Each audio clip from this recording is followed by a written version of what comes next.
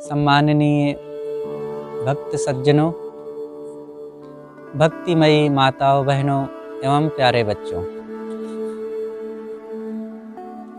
बहुत ही खुशी का विषय है। प्रसन्नता होती है आप लोगों की भावना, प्रेम एवं उत्साह देख करके कि सत्संग के लिए जो इस ढंग से सब लोग एकत्रित होते हैं और बैठ कर के ज्ञान विचार का लाभ लेने के लिए जो मन में भाव है, ये प्रशंसनीय है। ये मन की पवित्रता का फल है और यही होना चाहिए। ऐसे ही भावनाओं से हमारे जीवन का व्यवहारिक और आध्यात्मिक लाभ होता है और ऐसे लोग ही सुखी होते हैं जीवन में। तो सत्संग कैसे सुनना चाहिए, सबसे पहली बात हम इसे अच्छी तरह से समझें। इसके लिए सबसे पहले मैं एक छोटा सा उदाहरण कहूँ कि सत्संग कैसे सुनना चाहिए। एक बार एक घर में एक वृद्ध बूढ़े व्यक्ति बीमार पड़े थे, काफ़ी कुछ अस्वस्थ थे। ऐसा लग रहा था कि उनका शरीर अब छूटा कि तब छूटा, और यही करते करते उनकी आवाज़ बंद हो गई, बोल नहीं पा रहे थे। लोगों को लग रहा था कि पिताजी का लगता है अब शरीर छूट जाएगा, अब हम कुछ खास बात पूछ नहीं पाए और अब इनका शरीर छूट गया तो कुछ घर परिवार ज़मीन प्रॉपर्टी का कुछ क्या लेन देन है बता नहीं पाएंगे। ऐसा करके उन्होंने एक वैद्य को बुलाया। वैद्य आया, कुछ इलाज चिकित्सा किया तो पिताजी की आवाज़ खुल गई थोड़ी और बोलने लगे। जैसे ही उनकी आवाज़ खुली, सब बच्चे दौड़ करके आ गए और उनकी एक एक बात बड़े ध्यान से सुनते और नोट कर लेते। पिताजी से पूछते, अमुक को कितना रुपया देना है, उनसे कितना लेना है, धन कहाँ है, क्या है, सब बड़े ध्यान से सुन रहे थे जो जो पिता उनके बताते थे। ऐसे ही हमें सत्संग सुनना चाहिए। बाहर का रुपया पैसा कोई हमें बताता है तो उसका मूल्य समझ में आता है, तभी तो उसे बड़े ध्यान से सुनते हैं। जिस दिन हमें सत्संग के लिए रुपए पैसे की तरह मूल्य समझ में आएगा तो यहाँ भी ऐसा ही प्रेम, ऐसा ही उत्साह और लगन पूर्वक फिर लाभ लिया जाएगा। तो हम सबको सत्संग में इस ढंग से बैठ करके ज्ञान विचार का लाभ लेना चाहिए। तो सत्संग से हमें क्या मिलता है? सत्संग से हमें वह मिलता है जो बाहर कहीं नहीं मिलता है। जैसे कि बच्चों को स्कूल भेजते हैं तो बच्चे स्कूल से क्या लाते हैं? कुछ रुपया लाते हैं कि कपड़े लाते हैं कि वहाँ से कुछ धन लेकर के आते हैं? क्या लेकर आते हैं? आप लोग इतना मेहनत करके बच्चों को स्कूल भेजते, बच्चे भी जाते हैं, 6-6 घंटे स्कूल में बिताते हैं, तो वहाँ से क्या ले आते हैं? समझ लाते हैं, समझ, बुद्धि, जीने का या धन कमाने के लिए कला। पढ़ाई लिखाई का मतलब ही है कि बुद्धि बढ़े, समझ बढ़े, यही तो लेने जाते हैं। और यह काम कितने दिन करते हैं? 2-4-6 दिन नहीं, 2-4 महीने भी नहीं, 2-4 साल भी नहीं, 20 साल 25 साल तक बच्चे पढ़ते रह जाते हैं। तब फिर एक चपरासी या डॉक्टर, मास्टर, थानेदार, कलेक्टर बनने लायक हो पाते हैं। इतना मेहनत करने के बाद और सत्संग में कोई एक दिन आ गया, 2 दिन आ गया, थोड़ा सा बैठ लिया और फिर कहता है कि हम सत्संग में इतने दिन से लाभ ले रहे हैं, आ रहे हैं, आप क्या समझते हैं? 2-4 दिन सत्संग सुन लिए और उसी का अहम होने लग गया। क्या सीख पाए आप 2-4 दिन के सत्संग में? जीवन उसी में लगना चाहिए। और सत्संग का लाभ मिला, ये उसका फल तब माना जाए जब हमारे स्वभाव से, हमारे कर्मों से, हमारे घर परिवार से बुराइयां निकलें, दोष दुर्गुण मिटे, गंदी आदतें छूटें, दुर्व्यसनों से हटें हम, तब समझें कि हमें सत्संग का लाभ मिल रहा है। सद्गुरु कबीर एक महान संत आज से 550 साल पहले हो चुके हैं।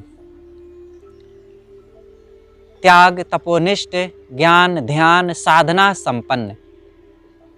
उनकी वाणियाँ, उनके विचार, उनकी जो शिक्षाएं हैं वो मानव समाज के लिए अमृत के समान है, सबके लिए कल्याणकारी। सभी नर नारियों को कबीर के विचारों को समझना चाहिए और समझ करके केवल छोड़ नहीं देना है। समझने का मतलब वो विचार, वो कर्म, वो स्वभाव हमारे जीवन में उतर जाएं, और उतरा हुआ तब माना जाएगा जब हमारा व्यवहार, हमारा खान पान, हमारा रहन सहन, हमारी धार्मिक संस्कृति, हमारा पूजा पाठ, हमारे कर्म धर्म सब व्यवस्थित हो जाएं। अगर हम उबड़ खाबड़ में भटक रहे हैं, गलत सोच, गलत विचार, गलत जीवन, गलत व्यवहार हो रहा है, तब हमने नहीं समझा है, हमने सत्संग का लाभ नहीं पाया है। सत्संग का मतलब, हमें सत्संग वह सिखाता है कि जो जीवन जैसा होना चाहिए, जीवन में एक व्यवस्था देता है सत्संग। व्यवस्था सबसे बड़ी चीज है। व्यवस्था के बिना कितना भी बढ़िया घर आपका हो, रहने लायक नहीं होता ना। क्या व्यवस्था है? घर की व्यवस्था यह है कि चीजें उचित हों, उचित स्थान पर रखी हों, घर में साफ सफाई हो, खाने पीने के लिए चीजें हों, और हों चीजें लेकिन उसको बनाने का, खाने और खिलाने का सही ढंग हो, ये है व्यवस्था। अब आप चीजें लाएं, घर भी बना लिए हैं बढ़िया सा, लेकिन भोजन बनाने का तरीका नहीं है। दाल को जला डाले, भात को गला डाले, और रोटी कच्ची रह गई, और सब्जी में नमक भर दिए। चीजें सब वही हैं, लेकिन खाएंगे तब अच्छा नहीं लगेगा, पेट नहीं भरेगा, बेकार हो जाएगा। तो व्यवस्था का मतलब यहाँ यही हुआ कि चीजें उचित ढंग से उपयोग किया जाए। ऐसे ही हमें अपने जीवन में सत्संग भी व्यवस्था सिखाता है। सत्संग में आपको बेटा बेटी नहीं मिलेगा, सत्संग में पति पत्नी नहीं मिलेंगे, सास बहू देवरान जेठान भाई बंधु नहीं मिलेंगे, लेकिन सत्संग में इन बेटा बेटी, भाई बंधु, पति पत्नी, सास ससुर के साथ कैसे व्यवहार किया जाए, कैसे इनके साथ जीवन जिया जाए, ये जीने का तरीका मिलेगा। तरीके का महत्व है ना। सब कुछ हो लेकिन जीवन जीने का सही ढंग ना हो, खाने पीने उठने बैठने का सही तरीका ना हो, तो चीजें, वो लोग, वे सुविधाएं क्या करेंगी? वो दुख बन जाएंगी, वो हमें और उलझा देंगी, हमारे जीवन को नरकमय बना देंगी। इसलिए हमें सत्संग का सेवन करना चाहिए, और यही व्यवस्था सद्गुरु कबीर सिखाते हैं। जैसे कि एक लोहा का टुकड़ा है, 100 ग्राम लोहा का टुकड़ा है, उसको पानी में डालेंगे तो तैरेगा ना? तैरेगा? डूब जाएगा। कोई भी लोहा, चाहे एक छोटी सी कील हो या बड़ा सा लोहा हो, लेकिन उसको पानी में डालते ही वो डूब जाएगा।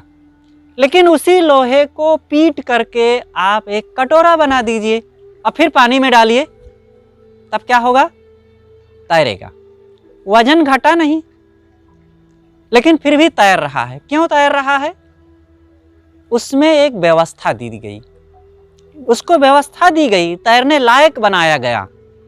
बस ऐसे ही है, एक समझदार इंसान और एक गैर समझ इंसान में इतना ही अंतर होता है।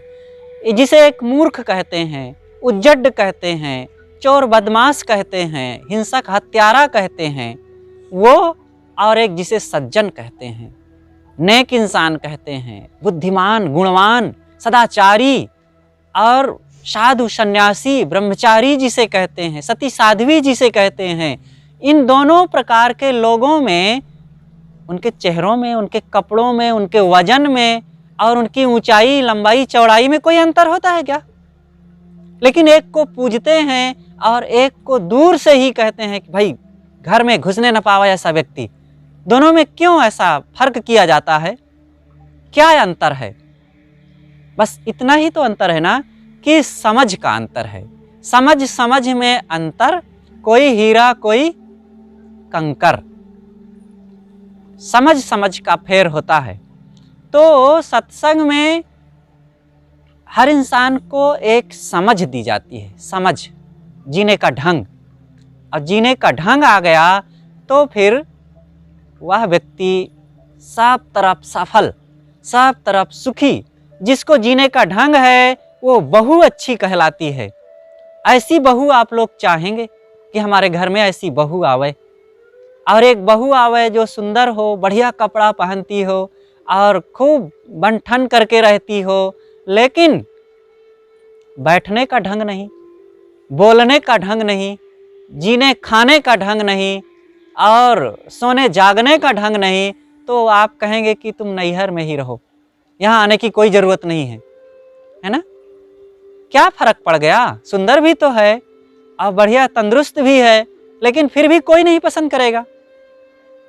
इसलिए सभी भाइयों बहनों सज्जनों को अपने जीवन में और अपने बाल बच्चों के जीवन में यही समझदारी देने का काम होना चाहिए। ये पढ़ाई लिखाई, अंग्रेजी, हिंदी, गणित, विज्ञान को जानना चाहिए, सीखना चाहिए। इसके लिए सबके मन में निश्चय होता है और सब लोग इसके लिए प्रयास भी करते हैं। लेकिन हमें प्रेम, दया, क्षमा, विनम्रता, सहनशीलता और भाई भाई में, पति पत्नी में, देवरान जेठान में, सास बहू में, पिता पुत्र में, माँ बेटे में सुंदर व्यवहार हो, हंसी खुशी बनी रहे, आदर सम्मान का जीवन जिएं, इसके लिए क्यों नहीं सोचते हैं? जब तक इसके लिए नहीं सोचेंगे, कितनों आप गणित लगा लो, कितनों आप अंग्रेजी बोल लो, कितना भी धन कमा लो, क्या होगा? कोई लड़की ससुराल में जाए और कहे सास से कि तुम क्या समझती हो माता जी, मैं गणित लगा लेती हूँ और अब मुझे और करने का ज़रूरत नहीं है कुछ। तो सास कहेगी तुम गणित लगा लेती हो तो जाओ वहीं नैहर में लगाना गणित, यहाँ आकर के मीठा बोलना सीखना पड़ेगा, यहाँ आकर के विनम्रता पूर्वक रहना सीखना पड़ेगा, यहाँ जीने का सही सलीका होना चाहिए, तब ससुराल में काम चलता है।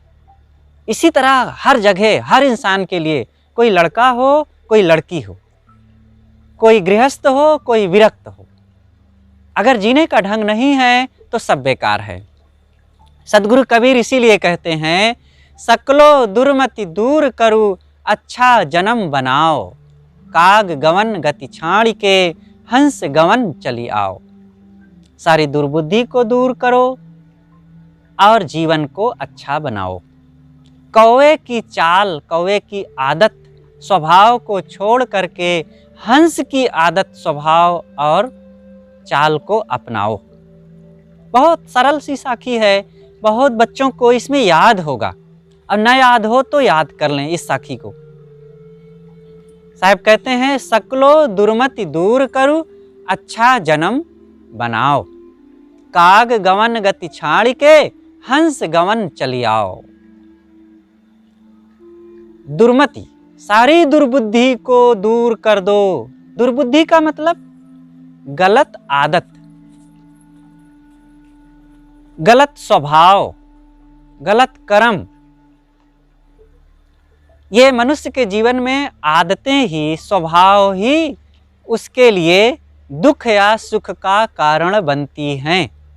इसलिए हर इंसान को अपने स्वभावों को ठीक करना चाहिए। जीवन को अच्छा बनाएं। जीवन को अच्छा बनाना क्या है?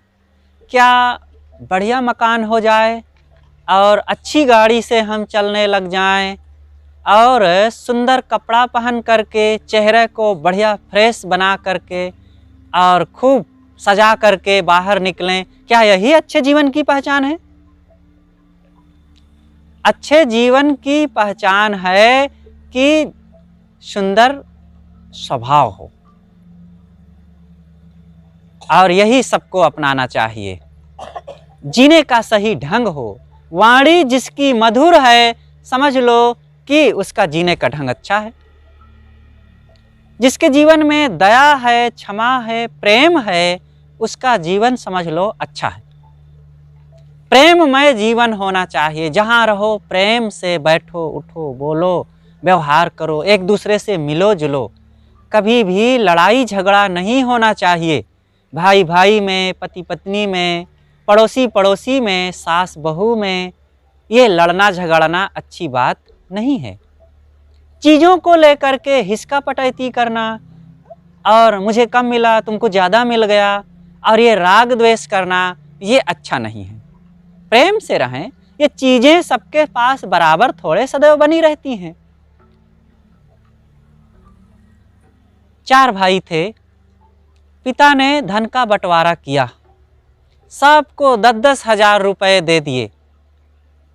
बराबर बराबर धन बटा, बराबर जमीन बटी, बराबर घर मिला। लेकिन 4 साल में एक भाई ने तो 10,000 का 20-25 हजार बना लिया, 2-3 गुना बढ़ा लिया। एक भाई का ज्यों का त्यों रहा, 10,000 का 10,000 रह गया। एक भाई तो इतना घाटे पर चला गया कि किसी तरह गुजर बसर हो रहा था, और एक भाई भिखारी बन गया। मिला तो सबको बराबर, लेकिन अंतर क्यों हो गया? जीने का ढंग सही नहीं था, स्वभाव सही नहीं थे। जो व्यक्ति सदाचार का जीवन जिएगा और अच्छे कर्म स्वभाव अपनाएंगे, दुर्गुण दुर्व्यसनों से बचे रहेंगे जो, तो निश्चित है उनका धन भी बढ़ेगा और उनका सम्मान भी बढ़ेगा, चीज़ें बढ़ेगी और वो सुखी रहेगा। तो जितना हमें मिल जाता है वो बना नहीं रहता, वो बढ़ता भी है और घटता भी है, और वो हमारे जीने ही तरीके के आधार पर घटता बढ़ता है। इसलिए भाई, जीने का हमें तरीका सीखना चाहिए। आज हम पढ़ाई लिखाई में तरीके नहीं सीख रहे हैं। क्या कोई मास्टर कभी बताता है कि पिता के साथ कैसे आदर का व्यवहार करना चाहिए, माँ से कैसे विनम्र होना चाहिए, पति पत्नी कैसे आपस में प्रेम का, प्रसन्नता का जीवन जिएं, और सास बहू कैसे मिलजुल करके रहें, ननंद भावच कैसे हंसी खुशी से रहें? कभी स्कूल में ये बात बताई जाती है? कोई कॉलेज, कोई शिक्षण संस्थान, इंस्टीट्यूट या कोई भी संस्थान या वकील साहब, थानेदार साहब, प्रोफेसर साहब और नेताजी, कोई भी है जगह बताने के लिए ये बातें? कोई बताने वाला नहीं होगा ना। सत्संग में ये बातें बताई जाती। अरे ये बातें तो माता पिता भी कई बार नहीं बता पाते हैं बच्चों को। वो पैदा कर दिए और थोड़ा सा खिला पिला के पढ़ा लिखा दिए, थोड़ा बड़ा करिए, और नहीं तो पढ़ाते भी कहाँ अपने पास रहकर।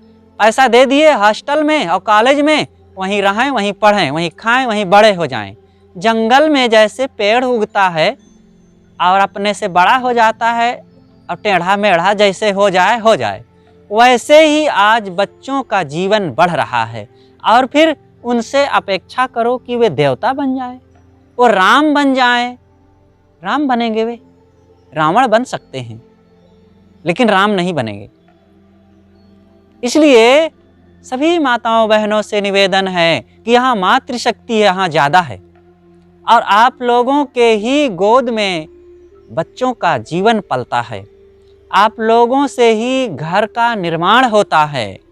नीति में कहा गया है कि पुरुष अगर चाहे तो घर को हल से जोते तो भी घर नहीं बिगड़ेगा, और नारी अगर नाखून से घर को गोड़े तो घर बर्बाद हो जाएगा।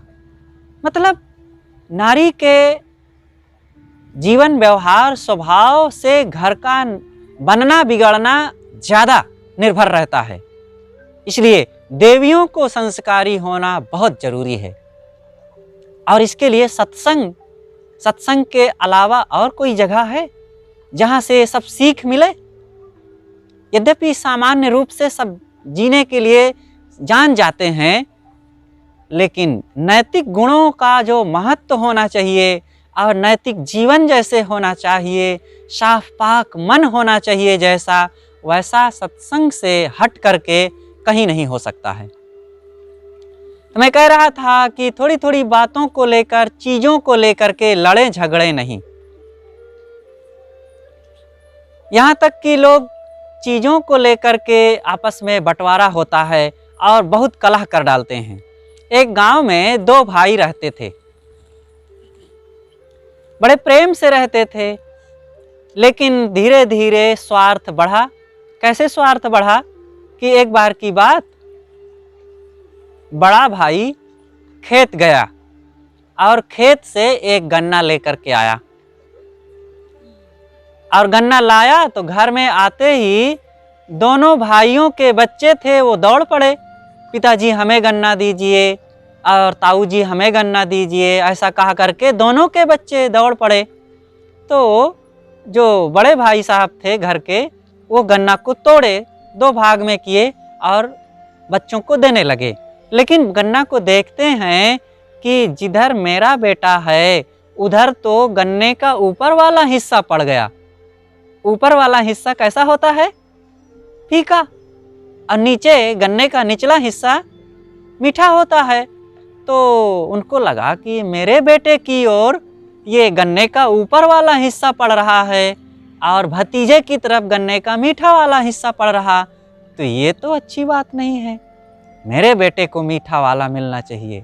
ये मन में थोड़ी सी कसर आ गई, और ये कसर आते ही अब उनका दिमाग बदल गया। तो गन्ने को क्या किए, ऐसे कर दिए, मतलब मीठा मेरे बेटे की ओर चला जाए। अब बच्चों को क्या पता है कि इनके मन में क्या राजनीति भरी है, और अपनी अपनी तरफ के ले लिए, वो मस्त होकर चूसने लगे। लेकिन छोटा भाई दूर बैठा दरवाजे के पास ये तमाशा देख रहा था।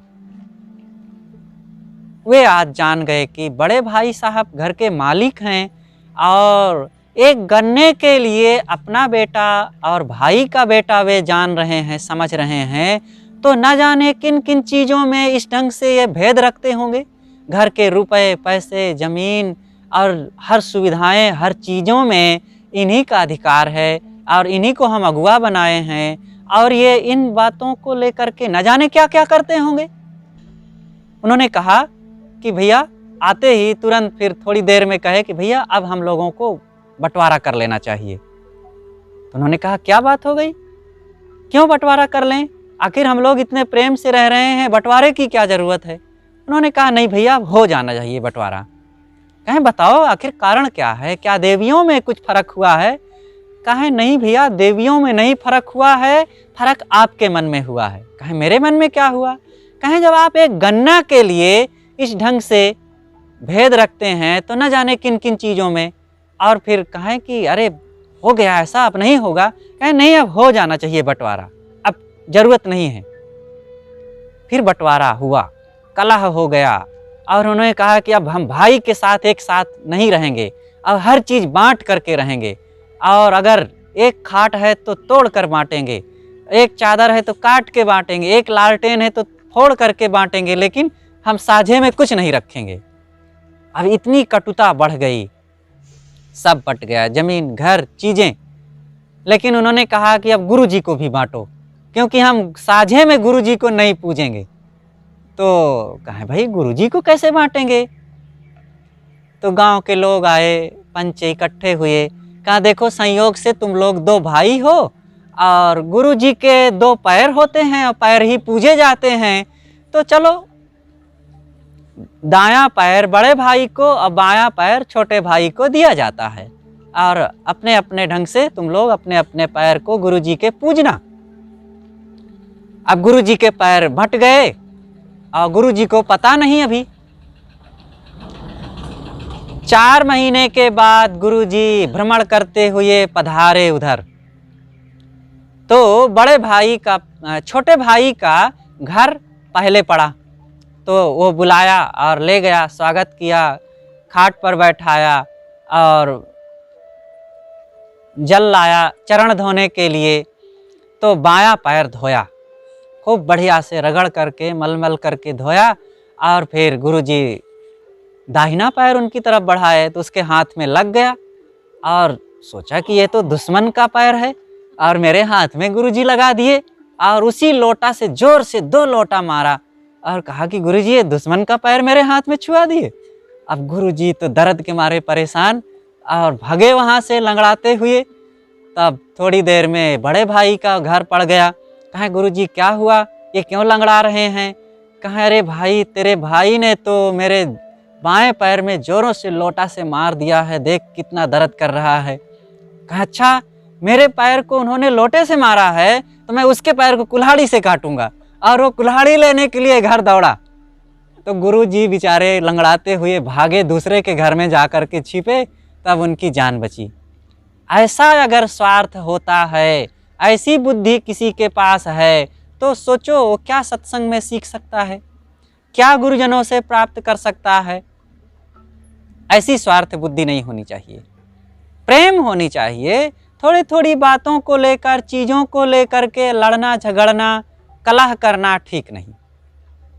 सत्संग में जाएं तो एक एक बातों का महत्व है। ये जुबान में देखो कुछ लगता नहीं है ना, क्या है, ये बातें बोल दी जाती है तो आपका वजन कम नहीं हो जाता, सुनने वाले का वजन बढ़ नहीं जाता।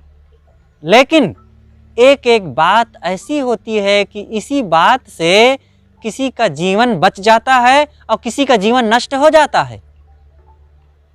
बस बात बात में अंतर होता है। एक घर में 2 बहुएं थी, बढ़िया से चल रहा था, सब लोगों का प्रेम था।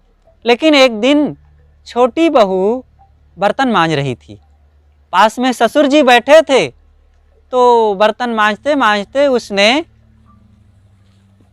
धोखे से ऐसा कुछ किया कि पानी ज़्यादा गिरा दिया। पानी गिर गया ज़्यादा, तो ससुर जी बैठे थे वहीं, कहें बहू थोड़ा संभाल के काम किया करो, कितना तुम पानी बर्बाद करती हो, थोड़ा तो भी ध्यान रखना चाहिए, और इस ढंग से दुरुपयोग करोगी तो कैसे काम बनेगा। बस इतनी सी बात, उसको बहुत कष्ट हुआ। लेकिन समय बीत गया, कोई ज़्यादा मन में पीड़ा नहीं हुई, मन सुधर गया। लेकिन 2 दिन के बाद देखा उसने, छोटी बहू ने, कि उसकी जेठानी बड़ी बहू पूड़ी बना रही थी भंडार में, और पूड़ी बनाते बनाते ऐसा कुछ लकड़ी लगाई चूल्हा में कि कढ़ाई पलट गई पीछे, और सारा तेल 2 किलो घी उलट गया। तो ससुर जी आए और देखते हैं कि कढ़ाई उलट गई, 2 किलो घी खराब हो गया। और फिर उन्होंने कहा कि अरे संभाल करके देखो, कहीं तुम्हें छींटे तो नहीं पड़ गए। तो बड़ी बहू को कहते हैं छींटे तो नहीं पड़ गए, 2 किलो घी गिर जाने के बाद भी उसको कुछ नहीं कहे, और कहते हैं छींटे तो नहीं पड़ गए। अब छोटी बहू के मन में लग गया कि मेरा इस घर में कोई मूल्य नहीं है, मुझसे 2 लोटा पानी क्या गिर गया, मुझे कहते हैं कि तुमको जीना नहीं आता, पानी का दुरुपयोग कर रही हो। 2 लीटर पानी क्या गिर गया मुझे ऐसा, और उनसे 2 किलो घी गिरने के बाद भी कह रहे हैं कि छींटे तो नहीं पड़ गए तुम्हें। अब उसके मन में ये अनुताप होने लगा और मन मन में वो पीड़ित रहने लगी, बीमार पड़ गई। 1 महीना बीत गया, शरीर पीला पड़ गया, अस्वस्थ रहने लगी, कमज़ोर हो गई, और सब घर वाले परेशान। अब कई डॉक्टरों को दिखाते, कुछ राहय रोग तो पता चले। वो अंदर सोचते सोचते कि मेरी इस घर में कोई इज्जत नहीं, और ऐसा सोच करके परेशान रहने लगी। शरीर काफ़ी कमज़ोर हो गया। कई डॉक्टरों के पास ले गए, कोई कुछ ना कर पाया। एक मनोचिकित्सक के पास ले गए, उन्होंने सारी बातें पूछा, ये कब से शुरू हुआ, क्या कारण है, क्या बातें हुई थी घर में, और इसके पहले इनकी क्या दशा थी। तो खोज करते करते धीरे से पीछे जाते जाते वो सारी बातों का पता चल गया उस डॉक्टर को। और फिर उन्होंने उस घर के मालिक से कहा कि देखिए, अब रोग का पता चल गया है, आपको खर्चे करने पड़ेंगे, पैसे लगेंगे। तब उन्होंने कहा कि मैं अपनी बहू के इलाज के लिए लाखों रुपए लगा सकता हूँ, आप ठीक कीजिए बस। तब उन्होंने कहा कि बस अब ये इलाज ठीक हो जाएगा इसका, यही बात तुमको बहू के सामने कहना है। और बहू को लाया गया डॉक्टर के पास, और जब बातें हुई और फिर डॉक्टर ने कहा कि देखिए, आपकी बहू के रोग का पता चल गया है, आपको पैसे लगेंगे, खर्च करने पड़ेंगे, और ये साधारण रोग नहीं है। तब उनके ससुर ने कहा कि डॉक्टर साहब, आप इलाज कीजिए, मैं पैसा नहीं देखता हूँ, मुझे बहू स्वस्थ चाहिए। अब मेरी बहू मेरे घर की शान है और वही मेरे घर की शोभा है, मैं लाखों रुपए लगाऊंगा, और जो भी लगेगा आप इलाज कीजिए। बस हो गया इलाज, घर ले आए। उसी समय से अब वो स्वस्थ होने लग गई। उस बहू के मन में ये अब निश्चय हो गया कि अरे, मैं भ्रम में थी कि मेरे ससुर जी मेरी इज्जत नहीं कर रहे हैं और मेरी इस घर में कोई कदर नहीं है, मेरा सम्मान नहीं, लेकिन मेरे लिए तो ये लाखों रुपए खर्च करने को तैयार हैं। तो ये मन का भ्रम जो होता है छोटा छोटा, ये छोटी छोटी बातों का, इससे हमारे दिमाग में बड़ा दुख आता रहता है। इसलिए सदैव इस संशय को निकालते रहो। घर परिवार में पति पत्नी, भाई भाई, सास बहू, देवरान जेठान में इन बातों को लेकर, चीज़ों को लेकर, खान पान को लेकर, बेटा बेटी को लेकर के कई बार संदेह उत्पन्न होते रहते हैं। भोजन में किसी के रोटी में घी लगा हुआ आ गया, किसी के दाल में थोड़ा सा कोई घी डाल दिया, तो दूसरा सोचता है अच्छा, मेरे लिए इसके मन में फर्क है लगता है। तो किसी को लड्डू बटा, घर में मिठाई आई और लड्डू बटा किसी को थोड़ा सा कम मिल गया, अब वो सोच लेता है कि अच्छा, मेरे लिए इनके मन में फर्क है क्या। ये संदेह हो जाता है। किसी कारण से ऐसा हो सकता है, बार बार ऐसा अगर होता है तब फिर उसका भी निदान कर लो, चर्चा करके, बात करके। लेकिन मन में भ्रम संदेह मत पालो, एक दूसरों पर विश्वास करो। घर में विश्वास, एक दूसरों पर विश्वास की जरूरत होती है, प्रेम और विश्वास। अगर प्रेम नहीं है, विश्वास नहीं है, तो घर कभी भी सुंदर नहीं बन सकता, घर में आपस में शांति नहीं हो सकती, और आप लोग सत्संग, सदाचार और मानसिक शांति नहीं प्राप्त कर सकते हैं। इसलिए ज़रूरत है आपसी संगठन को मजबूत बनाने की। जो जहाँ है, अपने अपने घरों में, अपने अपने परिवार के लोगों में मेल मिलाप, हंसी खुशी और सौहार्दता और सहृदयता हम बनाए रखें, और इस ढंग से सुंदर व्यवहार, सुंदर जीवन हमें जीने का तरीका सीखना चाहिए, और कैसे हमें जीवन जीना चाहिए, इन बातों को हमें सीखना चाहिए। तो सद्गुरु कहते हैं कि हमें कैसे जीवन जीना चाहिए, इन छोटी छोटी बातों को हम सीखें। और इन बातों को जब तक हम समझेंगे नहीं, कैसे व्यवहार अपनाना चाहिए और कैसे हमें आपस में मेल मिलाप, हंसी खुशी, सदाचार का कैसे जीवन जीना चाहिए, इन बातों को हम सीखें। सद्गुरु कबीर कहते हैं, सकलो दुर्मति दूर करो, अच्छा जन्म बनाओ, जीवन को अच्छा बनाएं। काग गवन गति छाड़ के हंस गवन चली आओ, कौवे की आदत, कौवे के स्वभाव को हम त्यागें। कौवा कैसा होता है? कौवे का खाने का जो ढंग है वह भी गंदा, बोलने का तरीका कटुवाणी, कर्कश, और उसके मन में संदेह रहता है। कौवा सदैव संदेहशील होता है। इसलिए हमें ये स्वभाव सीखना चाहिए कि कौवे जैसे कटुवाणी ना बोलें, मीठा बोलें। हर नर नारी को ये बात ध्यान में रखना चाहिए कि सदैव मीठा बोलो। सदगुरु कबीर ने कहा है ना, मधुर वचन है औषधि, कटुक वचन है तीर, श्रवण द्वार होए संचरे सालय सकल शरीर। आप लोगों को तो याद होगा ये दोहा, तो बोल देना चाहिए साथ साथ। तो वाणी का महत्व है हमारे जीवन में। मधुर वचन है औषधि, मीठी वाणी औषधि के समान होती है। सबको मीठा बोलना चाहिए, जहाँ रहो आपस में मीठी वाणी। कटुक वचन है तीर, कटु वाणी, कभी भी किसी को कटु वचन ना बोलो, मीठा बोलें। कटुक वचन है तीर, ये वाणी के माध्यम से हम एक दूसरों को तीर मार सकते हैं और एक दूसरों पर फूल गिरा सकते हैं, फूल बरसा सकते हैं। इसलिए हम लोग सदैव मीठा बोलें। इसलिए कहा जाता है कि गोली एक बार भले मार दो, लेकिन बोली न मारो। और सदैव सुंदर व्यवहार करें, मिलजुल करके रहें। तो इस प्रकार से मैंने कुछ व्यवहारिक बातें बताई। और ये जीवन हमें जो मिला हुआ है, सारी दुर्बुद्धि को मिटा करके सुंदर स्वभाव बनाने के लिए मिला है। तो ये सुंदर जीवन, सुखमय जीवन हमारा कैसे होगा? सारे दोष को मिटाएं। पहले दोषों में हमारे खान पान की पवित्रता आवश्यक है। खान पान कैसे पवित्र होना चाहिए? जैसे कि हमारे पूर्व प्रवक्ता श्री विनय साहब ने बताया कि अंडा, मांस, मछली, शराब, गांजा, भांग आदि का त्याग करें। कोई भी ऐसी गंदी चीज ना खाओ। देखो,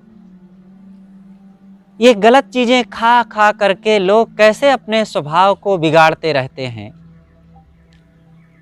अभी ये नल की तरफ जाओ तो देखो, कितने लोग जाते हैं और शराब पी करके गिलास फेंके रहते हैं और चारों तरफ गंदगी फैलाए रहते हैं। इसलिए हमें अपने खान पान पर विचार करना चाहिए। जीवन को हम जीना सीखें। जब तक हमें इन बातों पर ध्यान नहीं देंगे, जीने का सही तरीका नहीं अपनाएंगे, खाने का ढंग नहीं है, बात व्यवहार का तरीका नहीं है, और आपस में मेल मिलाप, प्रेम, एकता, संगठन की बातें, सदाचार की बातें जब हम नहीं सीखेंगे तो हमारा जीवन कैसे सुखद हो पाएगा। इसलिए हम लोग अपने अपने जीवन को सुंदर बनावें, सुख शांतिमय बनावें। घर को सजाना सब जानते हैं, चेहरे को सजाना सब जानते हैं, गाड़ी को भी सजाना जानते हैं, और भी बहुत कुछ सजा लिया जाता है। लेकिन हमारी सच्ची सजावट क्या है? स्वभाव की सजावट। स्वभाव को सजाओ। जब आपका स्वभाव बढ़िया हो जाएगा तो पुराना घर हो कोई बात नहीं, झोपड़ी भी हो तो भी कोई बात नहीं, फटे कपड़े पहने हैं तो भी कोई बात नहीं ना। इसलिए सब लोग अपने अपने स्वभाव को सजाओ। एक बूढ़े सज्जन थे, बूढ़े थे, दांत बड़े बड़े थे, काले भी थे और कमर भी झुकी थी, लेकिन जब वो बोलते थे तो इतना प्रेम से, इतना मीठा, भैया, बच्चा, बाबू, मुन्ना, चाचा जी, दादाजी, दादी जी, चाची जी कह करके, बेटी कह करके सबको प्यार दें, छोटे बड़े सबको प्यार प्यार प्यार, और कभी गुस्सा नहीं करते थे और वो सबको प्यारे लगते थे। चेहरा सुंदर नहीं था, कपड़े भी साधारण रहते थे और गरीब आदमी थे, लेकिन मीठा बोलते थे, फूल जैसे झड़ता था। और नर नारी, बहू बेटे, जो कोई उनके पास जाता सब उनसे प्रसन्नता पाता, आनंद पाता, संतोष मिलता कि ऐसे देवता के पास बैठ करके हमें कुछ मिलता है। तो क्या था उनके पास? वो किसी को रुपया भी नहीं देते थे, जमीन भी नहीं देते थे, चीज भी नहीं देते थे, लेकिन बोलने का ढंग था। और ये मीठा बोलने के लिए कितना पढ़े हो तो हम मीठा बोल सकते हैं? MA BA तो होना चाहिए ना। जो 1-2 कक्षा पढ़ा होगा वो कहाँ मीठा बोल पाता होगा? ऐसा है ना? बोलिए आप लोग। ऐसा नहीं है। हाँ, क्योंकि जब कड़वा बोलने के लिए अनपढ़ होकर के भी बोल सकते हैं, तो मीठा भी तो अनपढ़ होकर के बोल सकते हैं ना। कितना धन चाहिए मीठा बोलने के लिए, कितना रुपया हमारे पास हो तब मीठा बोल सकते हैं। और कितना बड़ा घर होना चाहिए, और कितनी जमीन, कितना बड़ा मोबाइल रहा है तब मीठा बोल पाएंगे। अरे ये सब फालतू बकवास है। अगर इन चीज़ों को लेकर के कोई सोचे कि क्या बताएं, हम तो इन चीज़ों से वंचित हैं इसलिए मीठा नहीं बोल पाते हैं, तो वो गलत बोलता है, गलत कह रहा है। जो चीज़ हमें ज़रूरत है, जो हमारी ज़िंदगी के लिए आवश्यकता है, उसमें पढ़ाई लिखाई, रुपया पैसा, धन जमीन, शरीर की योग्यता, ब्राह्मण होना, क्षत्रिय होना, वैश्य होना और हिंदू होना, मुस्लिम होना, इन सब बातों का कोई महत्व नहीं है। आप कोई भी हो, आपके पास इंसानियत, इंसान का शरीर होना चाहिए बस। इंसान का शरीर है और जुबान है और खुला हुआ दिमाग हो, पागल ना हो बस, तो आप मीठा बोल सकते हैं, दयावान हो सकते हैं, क्षमावान हो सकते हैं, भक्तिवान हो सकते हैं, सदाचारी हो सकते हैं। और इन्हीं चीज़ों से तो सुख शांति मिलती है ना। रुपया बहुत हो आपके पास, लेकिन बोलने का सही ढंग ना हो, तो सासू माता कितना आदर देगी। खूब गहने पहन करके चलें, और जहाँ चलें बैठ, एक बहू आई, नई नई बहू, खूब गहने पहने थी, और जब नई बहू ससुराल पहुँचती है तो मुख दिखाई में बहुत लोग जाते हैं ना। ऐसा होता है कि नहीं, हमें तो पता नहीं, लेकिन कुछ लोग कहते हैं कि मुख देखने जा रहे हैं बहू का। अच्छा, तो कई गांव की ससुराल में, उस बहू के ससुराल की कई लोग आवें, देवियां आवें और वृद्धा माताएं भी आवें। तो जो आवें तो कुछ 10 रुपया, 20 रुपया, 50 रुपया, 100 रुपये दे करके जाएं। तो वो बहू आई जब, तो जब कोई आवे तो कर्तव्य यह है कि कोई भी आवे, अगर बच्चे हैं तो बच्चों को प्यार से हाथ फेर दो, सिर पर हाथ रख दो, और बूढ़े हैं कोई तो उनका पैर छू लो, उनका आदर दो। ये कर्तव्य है, चाहे कोई भी हो। तो इसलिए इस प्रकार से बहू का भी कर्तव्य है कि बूढ़ों से वो उनके पैर छू ले, उनको प्रणाम कर ले। तो वो क्या करती, खाट पर बैठी रहती, जब कोई आता तो खाट पर खड़ी हो जाती। अब कोई आता देखता तो ये तो कैसी विचित्र बहू है, अब बस देखते ही फिर चले जाते कि हो गया, देख लिए कैसी बहू है। देखिए, अब वो सुंदर कपड़े पहने, गहने भी पहने, सुंदर हट्टी कट्टी और भव्य दिख रही थी, लेकिन विसरस भरा कनक घट जैसे। मन मलिन तन सुंदर कैसे, विसरस भरा कनक घट जैसे। गोस्वामी जी कहते हैं कि अगर मन गंदा हो, स्वभाव खराब हो, तो वैसे ही है जैसे सोने के घड़े में जहर भरा हो। तो क्या सोने के घड़ा सब कोई उससे प्यार करेंगे? अरे मिट्टी का घड़ा हो, उसमें पानी भरा हो तो सब लोग पिएंगे शीतल जल। गर्मी के दिनों में कितने लोग सोने के घड़े में पानी पीते होंगे। एक बार राजा भोज, कालिदास, राजा भोज के दरबार में कालिदास रहते थे। तो कालिदास एक बहुत बुद्धिमान व्यक्ति थे, बहुत अच्छे व्यक्ति थे। तो लेकिन कालिदास जी काले कलूटे खुरदरे चेहरे के थे। तो गर्मी का दिन था, तो राजा भोज ने एक दिन कहा कि कालिदास, आज तुम अपने चेहरे के अनुरूप, ऐसा तुम्हारे चेहरे को देखने से लगता है कि कितना सारी कुरूपता तुम्हें ही मिल गई है, ऐसा लगता है। तो कालिदास ने कहा, हुजूर क्या किया जाए, प्रकृति ने हमें ऐसे बना दिया है। तो सोचे कि हमारे राजा साहब सुंदरता बहुत पसंद करते हैं, तो ठीक है। तो क्या किए कि रोज मिट्टी के घड़े में पानी भर करके रखा जाता था और उसी ठंडे पानी को राजा भोज पीते थे। तो उस दिन क्या किए कि मिट्टी के घड़े को हटा दिया गया, सोने के घड़ा रख दिया गया और उस घड़े में पानी भर दिया गया। और जब दोपहर को विश्राम के बाद पीने के लिए आए राजा भोज, तो देखते हैं सोने का घड़ा। अब पानी पीने लगे तो गरम गरम, और अंदर धंसे ही ना। तो जोर से झल्लाए, कौन यहाँ पर आया और ये सोने का घड़ा रख दिया? क्या वो नहीं जानता है कि सोने के घड़े में पानी ठंडा नहीं होता और पीने लायक नहीं रह जाता है? तब कालिदास ने कहा, हुजूर मैंने ही रखा है। आप सौंदर्य पसंद करते हैं ना, तो ये मिट्टी के घड़े में कौन सी सुंदरता होती है? सोने का घड़ा तो सुंदर होता है, आप पानी इसका पीजिए। तब उनको अपनी भूल का एहसास हुआ कि मैंने कालिदास की कुरूपता को देख करके उनको कुरूप कह दिया।